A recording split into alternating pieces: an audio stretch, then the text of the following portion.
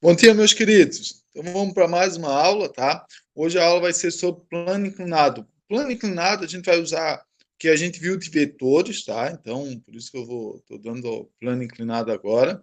E também a gente vai usar bastante coisa sobre leis de Newton, tá? Então a gente viu leis de Newton e viu vetores, então agora está na hora de entender um pouquinho sobre plano inclinado. Plano inclinado é um pouquinho complexo, por causa que precisa toda essa anotação vetorial, mas depois que a gente aprende, a gente vê que é bem simples, tá? E o plano inclinado já parte do nome. O que, que é? É um plano com uma certa inclinação. Então, é uma rampa. A gente vai ver como que a gente, né, aplica as leis de Newton, toda aquela parte de dinâmica no plano inclinado e usa tudo que a gente viu de vetores, tá? Então, vou botar aqui a nossa apresentação, tá? Mas antes de colocar a nossa apresentação, eu vou pedir para apresentar a tela.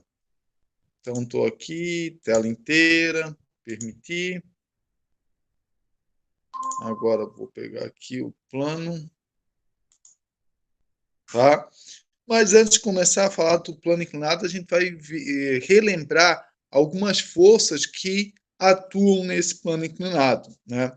Uma delas é a força-peso. A força-peso está presente, né? Onde tem gravidade, tem a força-peso, tá? E a gente sabe, né, que a força-peso é a força, né, devido à gravidade da Terra, então ela atua puxando esses pesos por centro da Terra, então toda a força-peso sempre aponta para o centro da Terra. Então, se o peso estiver aqui, ele vai apontar para cá. Se está aqui, aponta todos 100% da Terra, tá? Então, aqui está escrito, ó, a força-peso é a força devido à interação da força gravitacional da Terra com o corpo de massa m. Ela aponta na direção e no sentido do centro da Terra, e seu módulo é dado por, ou seja, o módulo é o valor, que é dado por quem? Massa vezes a gravidade. Isso aí a gente já está cansado de saber, tá? Mas é sempre bom lembrar. Então, aqui eu tenho, né, a força é um vetor e precisa de direção e sentido. A direção é a linha que une a massa m com o centro da Terra, então é uma linha que passa aqui, sempre apontando na direção o sentido sempre é dado na direção do centro da Terra. Então, nesse caso, está apontando para cá. Se a minha massa m tivesse aqui, ó, ela apontaria para o centro da Terra, que seria aqui para cima, tá? Então, essa é a nossa força-peso, tá? Então, P é a força-peso, né? A gente também usa, às vezes, FP, né? Força-peso. Ela é sempre dada em newtons, que é a grandeza aí para a unidade de força. Tenho a massa M, que é dada em quilos, e tenho a aceleração, né, no sistema internacional, é dada pelo metro por segundo ao quadrado. Né? A gente comum usa 10, mas o valor normal é 9,81, né, aqui na Terra. Os exercícios que a gente vai fazer, a gente vai usar o 9,81 dessa vez, tá bom? Para chegar aos resultados mais próximos da realidade. Beleza? E outra força muito importante é a força normal. A força normal ela está ali, tá, para não deixar os objetos penetrar na superfície da Terra e alcançar o centro da Terra, né? Porque a gente sabe que a gente viu lá nas leis de Newton, né? Se tem força, esse objeto vai aumentando sua velocidade, né? Porque tem uma certa aceleração. E a força normal, né, vem para equilibrar essa força-peso. Então, a força normal, ela sempre vai apontar para cima das superfícies, ou seja, sempre com uma direção perpendicular à superfície. A superfície é a mesa, né? Ela está sempre fazendo um ângulo de 90 graus com a mesa, né? Apontando para cima. Como essa caixa está parada, a gente diz que a normal e a força-peso, nesse caso, eles têm o mesmo valor. Né? Por quê? Porque o somatório de todas as forças aqui tem que ser zero, porque a caixa está parada. Então, no A normal mais a força-peso tem que ser igual a zero. Então, por isso que elas têm o mesmo valor, só que tem sentidos opostos. Se tem sentidos opostos, o sinal vai ser diferente. Uma vai ser positiva, outra vai ser negativa, anulando, né, essa força, mantendo esse objeto parado, ok?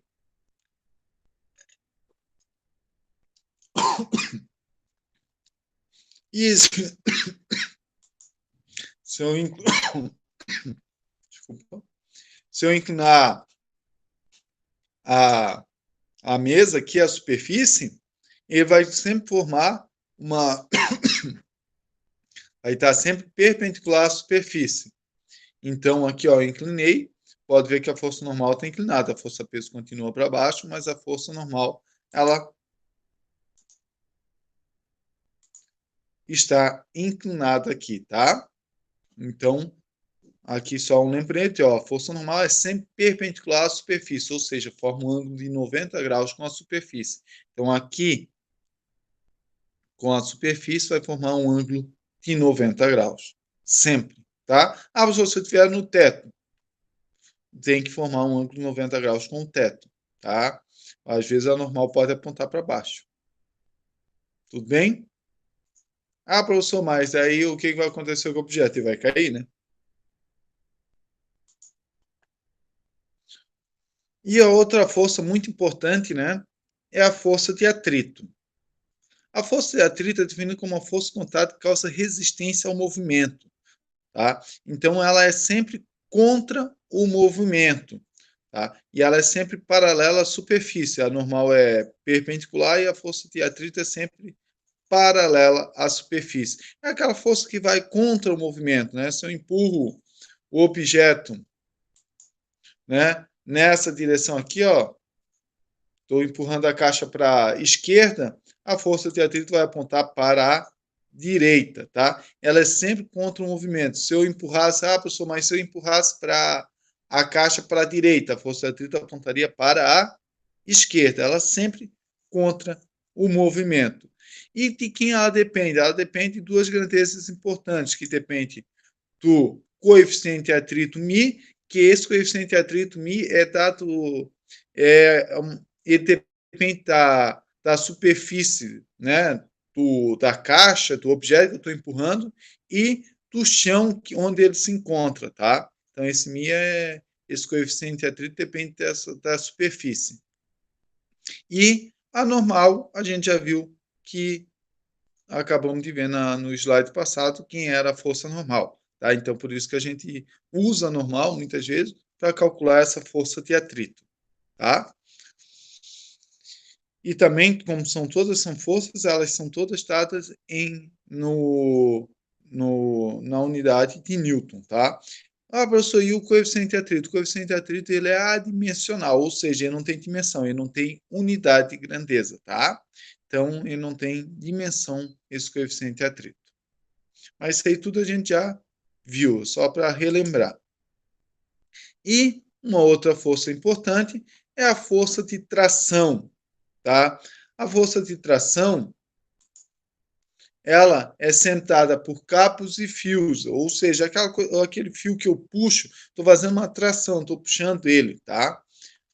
E ele vai sempre ter a mesma direção que o fio, tá? Então, só aqui está amarrado, a força de tração tem essa direção do fio. Aqui, ó, força de tração tem essa direção e a força de tração tem essa direção. A força de tração vai sempre apontar para onde que eu estou fazendo essa força, né? Então, imagine, esse objeto ele quer cair, mas a corda está segurando, a corda está puxando ele para cima, então a força de tração é para cima. Estou puxando esse objeto para cá, ó, minha mão está puxando ele, então a força de tração é na direção da mão. Aqui também, ó, está amarrado, não está deixando o objeto aqui, ó, descer, a força de tração está na direção desse objeto, tá? Então, né, como são forças, unidade é Newton e força é uma grandeza vetorial, precisa de direção, módulo e sentido, tá? A força de tração, para não ter uma equação para calcular o módulo dela, por quê? Porque depende de quanto eu estou fazendo para segurar o objeto, né? Então, aqui, nesse caso aqui, ó, ele está sendo, o objeto está amarrado, vamos dizer, no teto aqui, né? Essa bola está amarrada no teto. Então, o valor da tração vai ser igual ao valor da força-peso. Por quê? Porque senão a bola caía ou senão a bola subia, né? Então, o somatório das forças tem que ser igual. Então, por isso que a tração e a força-peso, nesse caso, elas têm que ter o mesmo valor, só que sentidos opostos. Ok? Agora a gente vai começar realmente no plano inclinado. Então, por que é tão importante? Porque no plano inclinado eu vou ter a força-peso, que eu já estou escrevendo aqui como massa vezes a gravidade, tá? E eu vou ter a normal também, que a gente já viu, né? Por quê? Porque eu tenho uma superfície e a minha superfície aqui, ó, vai forçar esse objeto para cima, então eu vou ter uma força normal que vai formar um ângulo de 90 graus com o meu plano inclinado, tá? Essa força F aqui, ó, muitas vezes, se esse meu objeto está escorrendo e eu tiver atrito nesse plano inclinado, essa força F pode ser uma força de atrito, ou se ele tiver amarrado, essa força F pode ser uma força de tração, tá? Por isso que a gente viu todas essas forças, porque a gente tem que saber calcular elas para aplicar aqui. Então, essa força F pode ser uma força de tração ou uma força de atrito. Ah, se eu estou puxando esse meu objeto para cima, eu posso ter uma força de atrito apontando para baixo, tá? Porque a força de atrito é sempre contra o movimento. Isso é muito importante a gente nunca esquecer, tá? E outras forças que vão aparecer aqui, ó, é a força que empurra esse meu objeto para baixo, tá? É essa força que vai fazer meu objeto escorrer. Ela é dada por quem? Ela é dada pelo somatório da normal com a força-peso. E como que eu calculo? Para calcular ela, vai ser a força-peso, mg, vezes o seno de θ. Esse θ, pessoal, é a inclinação da minha rampa. Tá? Quanto mais íngreme, maior vai ser essa força empurrando ele para baixo. Quanto menor esse θ menos íngreme, menor vai ser essa força segurando esse objeto. Vai ser menor essa força empurrando esse objeto para baixo, tá? E uma outra força também, ou uma outra decomposição que a gente pode fazer é a força-peso aqui, ó, nessa direção, tá? Que a gente vai ver que a gente vai chamar essa direção aqui de Y e essa direção de X, tá? Para facilitar a nossa vida, tá? Por que eu tenho que decompor a minha força-peso aqui nessa direção? Porque, se vocês observarem, a força anormal e essa força-peso aqui, que é dado por mg vezes cosseno de θ, elas vão ter o mesmo valor, tá? Por que isso? Porque o meu objeto não tem movimento nessa direção aqui, ó. Ela está parada. Então, se eu somar o normal e mg cosseno de θ, tem que ser igual a zero. Então, quando eu precisar calcular a normal, vai ser quem? Basta eu calcular a força-peso vezes o cosseno de θ. Tá? Então, eu posso calcular essa equação, esse valor aqui, que eu vou ter o valor da minha força normal. Isso vai ser muito importante para quando eu ir calcular as forças de atrito. Tá? Falando assim, parece meio complexo, né? Ainda mais que é um resumo, tá? Mas agora, quando a gente começar a fazer os exercícios, vocês vão ver que vai ser bem simples entender como que funciona essas forças. Então, aqui eu tenho um exercício da pirâmide, tá? A pirâmide foi construída, né? Acredito que foi construída usando o plano inclinado para puxar as pedras pesadas lá para cima, tá? Então, por isso que é tão importante essa parte plano inclinado na construção das pirâmides. Vamos ler aí o que fala sobre a construção das pirâmides. As pirâmides construídas há 4.500 anos são formadas por cerca de 2.300.000 blocos de pedra, a maioria com massa de 2 toneladas, ou seja, 2.000 quilos cada. Os pesquisadores levantaram a hipótese que durante a construção uma turma de operários puxava os blocos por uma gigantesca rampa de terra de pequena inclinação. Considerando essa hipótese, determine qual deve ser a mínima força necessária para mover um bloco de massa de 1,5 toneladas, ou seja, 1.500 quilos, sobre a rampa. Coeficiente de atrito estático é 0,3 e o ângulo de inclinação é de 10 graus, tá? Então, eu quero saber qual é a força mínima necessária para eu conseguir, né, puxar esse bloco para cima. Então, basta eu calcular a força necessária para eu conseguir romper esse coeficiente de atrito estático e mais a força que do plano inclinado, né, que puxava esse bloco aqui para deslizar para baixo. Então, eu tenho que calcular essas forças para conseguir calcular qual é a minha força de tração, né, necessária que esses operários têm que fazer para puxar esse bloco para cima. Primeiro caso, nós vamos ter que, né, pegar os dados. Então, eu tenho a massa 1.500, tenho o coeficiente de atrito aqui 0,3 sem unidade, né, como a gente já viu que é dimensional, e o θ, né, que é a inclinação da minha rampa, é 10 graus. Fiz uma inclinação aqui bem grande, só para vocês perceberem, mas 10 graus é uma inclinação bem pequenininha, tá? Então, eu vou ter que fazer um tal de diagrama do corpo livre. Ou seja, o que esse diagrama do corpo livre é? É eu desenhar as forças. Então, a primeira força que eu tenho é a força-peso, apontando aqui para baixo, tá? Depois eu vou ter a minha força normal, apontando perpendicular à superfície. Vou ter a força de tração, que é a força, né, feita pelos operados aqui na corda para tentar puxar esse bloco para cima. Vou ter a força de atrito, que vai contra o movimento. Claro, se eu estou puxando o bloco para cima, a força de atrito vai apontar para baixo. Tá? E depois eu vou ter que compor as forças para encontrar as outras forças também importantes, que vão ser a força na direção x e y, tá? Que eu desenho aqui quais são minha direção x e y. Vou colocar meio inclinado, na verdade, na inclinação, vou botar o x na direção do plano inclinado e o y perpendicular ao plano inclinado. Fazendo essa decomposição, eu vou ter o PY, né, que vai ser a minha força-peso vezes o cosseno de θ, que vai ser o mesmo valor da normal, eu preciso calcular ele para calcular o valor da normal, e o meu PX, que vai ser a minha força, que a gente já viu lá, que vai ser o meu mg seno de θ, que vai ser o que vai puxar esse bloco para baixo, que nada mais é que o somatório da normal mais a força-peso, tá? Essas são as forças. Então, agora, né, aqui eu tenho um ângulo de θ, que é esse mesmo θ, tá?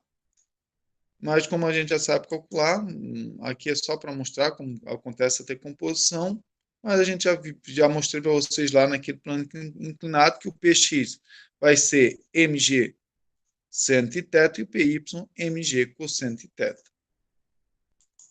Então, vamos calcular. Primeiro, Px vai ser a força-peso, que é mg, massa, que é 1.500 vezes a gravidade, que é 9,81, vezes seno de 10 graus.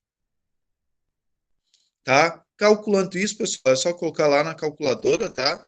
Só cuide que a calculadora de vocês estiver em graus, tá? Se não tem como fazer sem botar lá na calculadora, então é um valor que tem que ser calculado, tá? E 110 graus. Então, eu coloco lá, vou calcular, vai estar 2.555 newtons. É o meu PX, ou seja, essa é a força que ia empurrar esse bloco para baixo. Vou ter o PY, que vai fazer o papel da minha força normal aqui, né? Que também vai ser M, que é a massa 1.500, vezes a gravidade, que é 9,81, vezes o cosseno de 10 graus, que vai estar 14.491 newtons. Então, já calculei aqui, ó, só copiei novamente, Px e Py, os dois valores. Agora, o que eu vou precisar calcular? Vou fazer o somatório das forças. Primeiro na direção vertical, tá? Que é a direção Y. Tá? Vai ter movimento aqui, ó, na direção Y, que é essa aqui, ó, onde que eu estou passando, ó. Deixa eu pegar aqui, ó.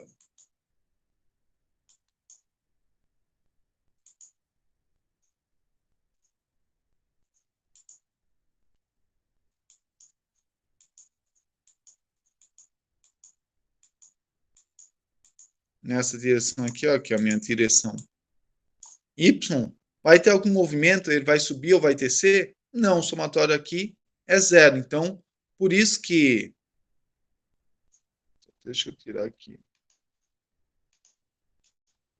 Que o somatório aqui, ó, vai ser zero. Então, não tem aceleração nenhuma, não tem. Ou seja, a minha normal vai ser igual ao meu PY. Então, já calculei o PY, já sei quanto vai valer a minha normal, que vai valer 14.491 newtons. Normal, não esqueça que a gente está calculando para calcular a força de atrito. Agora, o terceiro passo é na horizontal. O somatório das forças na horizontal, tá? É dado por quem? Tá? É dado pela tração, tá? Que está puxando para cima. Estou considerando x aqui para cima positivo, por isso que está positivo. E é dado por outras duas forças. A força de atrito, né? Que está empurrando para baixo, por isso que está negativo. E o px também está empurrando para baixo, então também está sendo negativo. Vai ser igual a massa vezes a aceleração.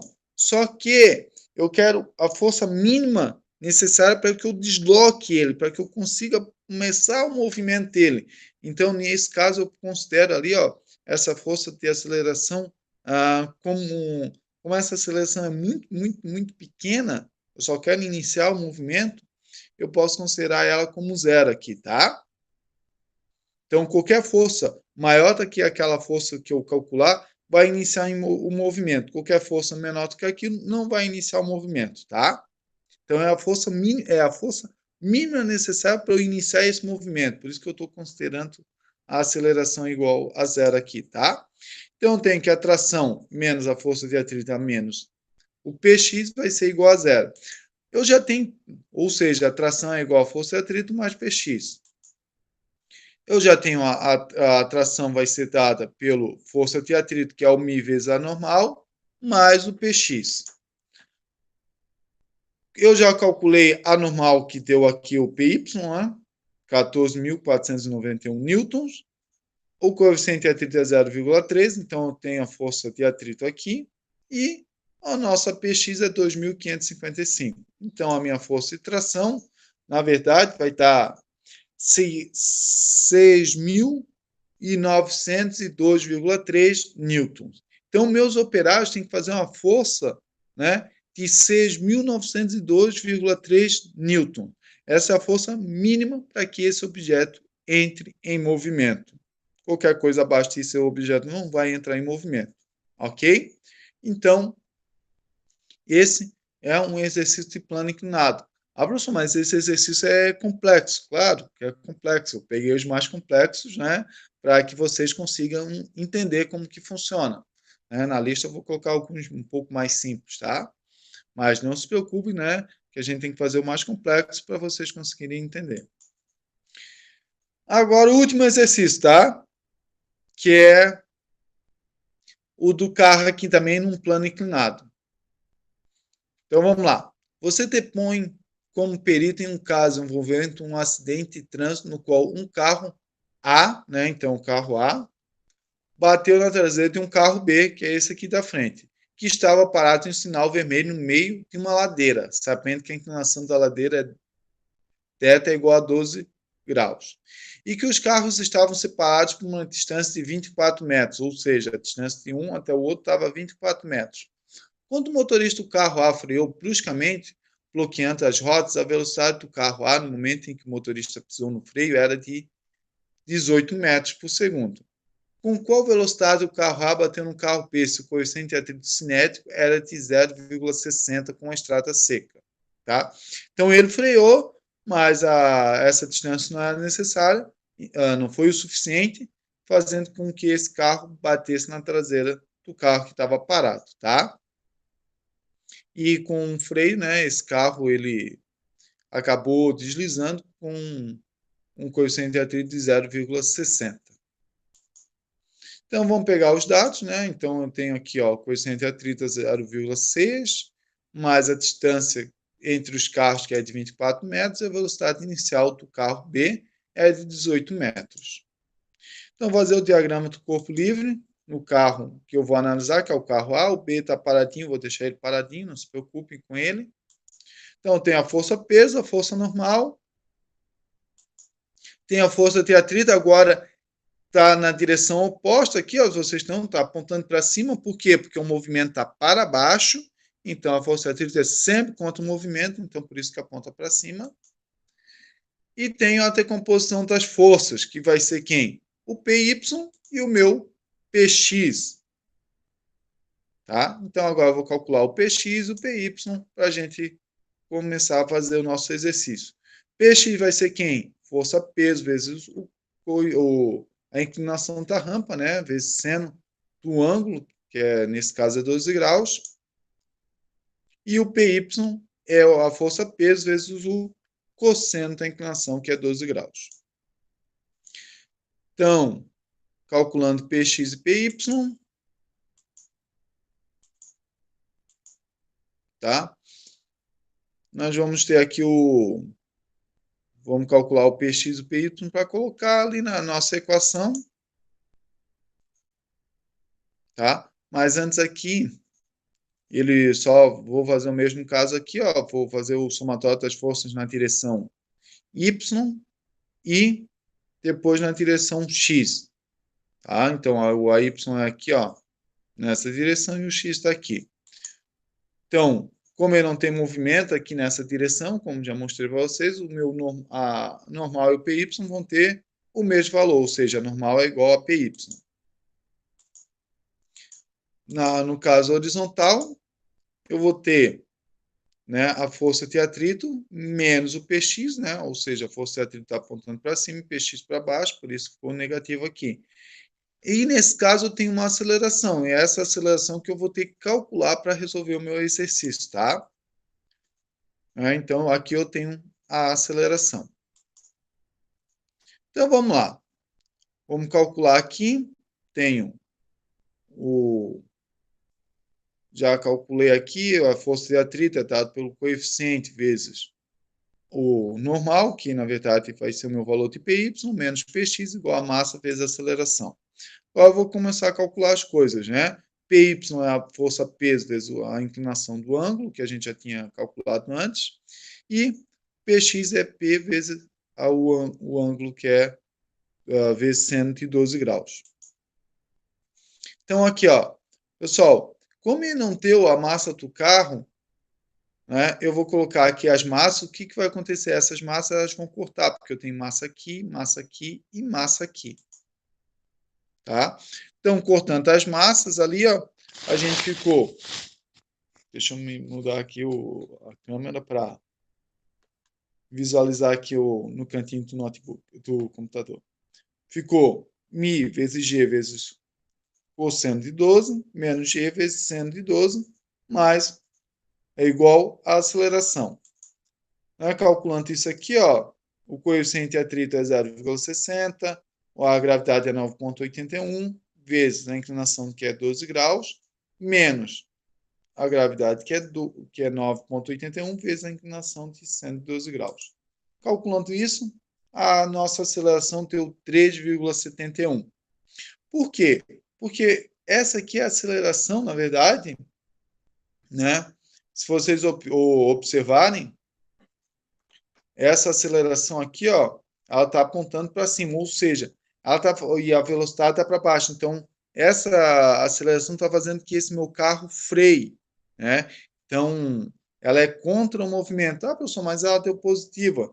Porque eu tinha colocado que o X para cima é positivo, tá? Por isso que ela deu positivo aqui. Mas vocês têm que perceber que ela é contra o movimento. Ela é uma desaceleração, ela é uma frenagem, ela está fazendo meu carro parar, tá? Ela é contra o sentido da velocidade que ele está tendo, que é para baixo, tá? Por que isso?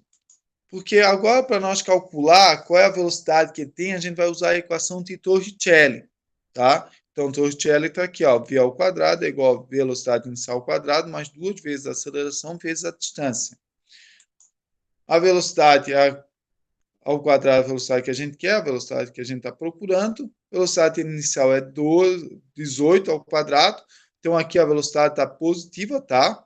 Mais 2 vezes. Agora, aqui, ó, é o que eu quero dizer para vocês, que essa aceleração é contra o movimento, por isso que ela está entrando aqui, ó, com um sinal de negativo, porque ela vai contra a velocidade, ela vai estar no sentido oposto à velocidade, está fazendo que essa minha velocidade diminua, tá? Por isso que ela entra aqui na nossa equação Torricelli com o sinal negativo, tá? Então, 18 ao quadrado, 324, fazendo isso aqui vai estar menos 178,08. Então, a velocidade ao quadrado vai estar 145,92, tirando o quadrado, vai estar 12,08 metros por segundo. Ou seja, a velocidade que esse automóvel bateu na traseira do outro carro, né, nesse plano inclinado, foi de 12,08 metros por segundo. Tá? Então, por isso que é mais comum acontecer acidentes na descida do morro do que na subida, porque se fosse na subida, essa velocidade de colisão seria muito menor. Tá? Por quê? Porque o PX, né, ele ajudaria a frear o carro. Aqui não, ele está aumentando a velocidade do carro. Tá? Então, na subida, né, se eu freio o carro, ele vai parar muito mais rápido, porque eu vou ter a força de atrito fazendo ele parar, mas o PX, que está empurrando ele para baixo. Agora, na descida, não. Eu só vou ter a força de atrito e a força do PX vai empurrar ele ainda mais, ou seja, vai acelerar ele ainda mais, tá? Tudo bem? Então, esses aí são dois casos, são exercícios um pouquinho mais complicados, mas são exercícios que vocês podem encontrar aí numa prova de Enem ou qualquer outra coisa do gênero, tá? Então, é bom que vocês já saibam resolver os exercícios mais complexos, tá bom? Espero que tenham gostado da aula. Um grande abraço a todos e fiquem bem. Valeu, galera.